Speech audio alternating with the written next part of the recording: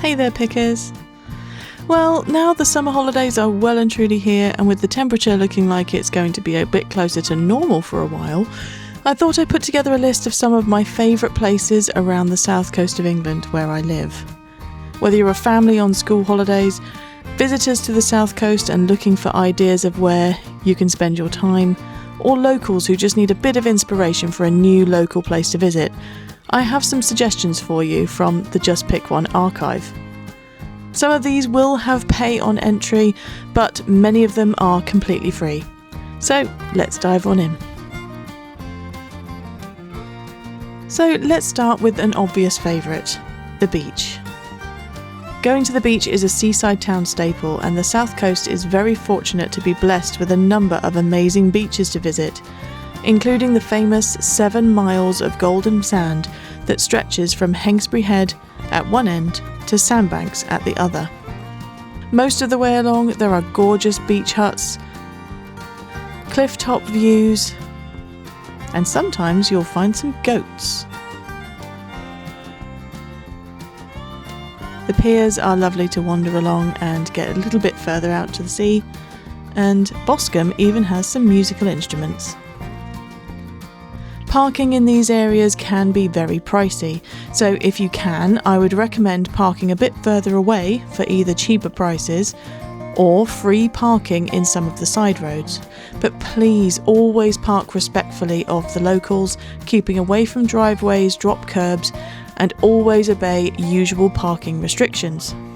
The local authority, Bournemouth Pool and Christchurch, has decided to set irresponsible drivers very high fines to pay for poor parking, so please just be sensible.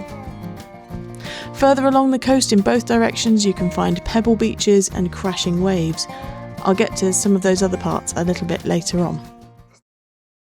Moving along the coast and inland a little bit is my next favourite place to visit, which is the New Forest.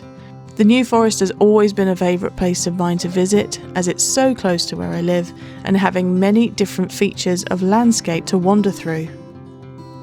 Woodlands, open marsh, rivers, quaint towns,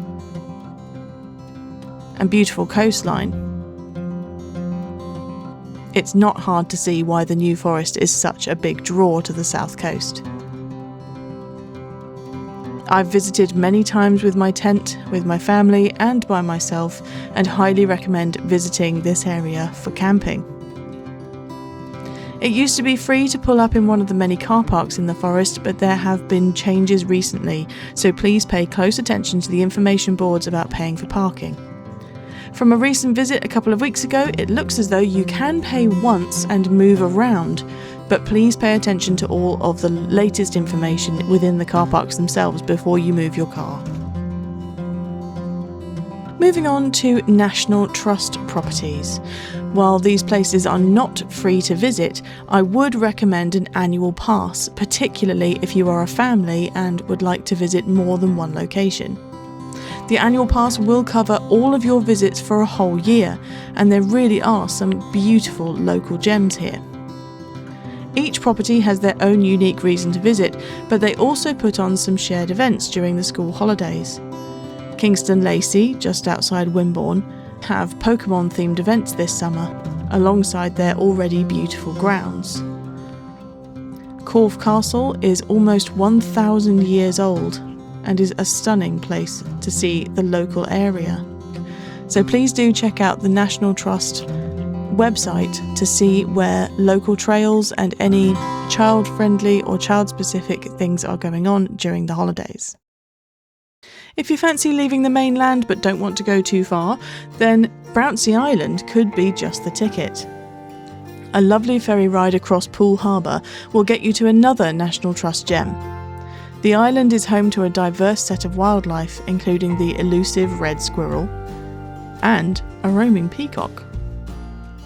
Take some time out to see Poole and Purbeck from the other side of the water, and take in the beautiful surroundings of the island and the peace and quiet of the meditation trail.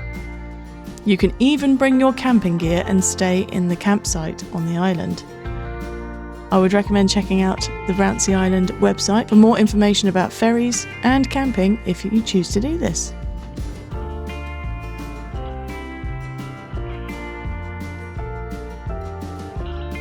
On the other side of Dorset, you can go along the coast, which is still frequented by dinosaurs. Well, not quite. They're very old and sit very still in the rocks. The Jurassic Coast is absolutely a wonderful place to go fossil hunting. You feel a sense of achievement when you think that swirly rock might be something, and it turns out that you were right. Lyme, Regis and the neighbouring accessible beaches are great for this. Plus, the town is pretty too. Durdle is an absolutely stunning place to visit, has actually been featured in the recent Project Hail Mary movie, and is just gorgeous. Nearby Weymouth and Portland are interesting to visit as well, especially the free-to-visit art gallery on Portland Bill, which used to be a quarry that produced the stone for St Paul's Cathedral, among others. Wandering around and seeing the sculptures and other artworks was a really good thing to do, especially in good weather. And best of all, it's completely free. You can also get one of the best views of Dorset, in my opinion, if you look out for the Olympic Monument, which was built for the London 2012 Olympics, as the sailing events happened near Weymouth. This is a really lovely feature by itself, but look beyond and you will see the coastline expanding away for miles and miles.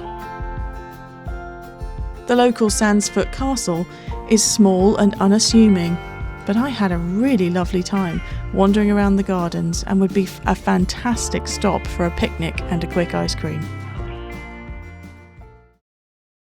If you're thinking of going slightly further afield, then the Isle of Wight is definitely calling. Yes, it's definitely not free to get to. In fact, it's the opposite, with one of the most expensive waterways per mile in the whole world. But it really is a gem when you get there. With gorgeous beaches, pretty towns, tourist attractions, a National Trust windmill, the oldest pier in the country, and a real island vibe that is sure to rub off. If you're not sure about spending that much on the ferry and would rather stay on the mainland, then nearby Somerset has some amazing gems to visit too. Glastonbury has a rich and cultured past with stunning artworks to view for free, and a hill that begs to be climbed, if only for the stunning views off the top.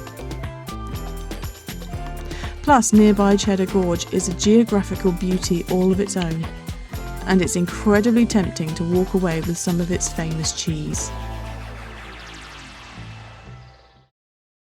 If you're looking for something a little bit more high octane but don't want to leave the south coast or head right up the country, then look no further than Paultons Park.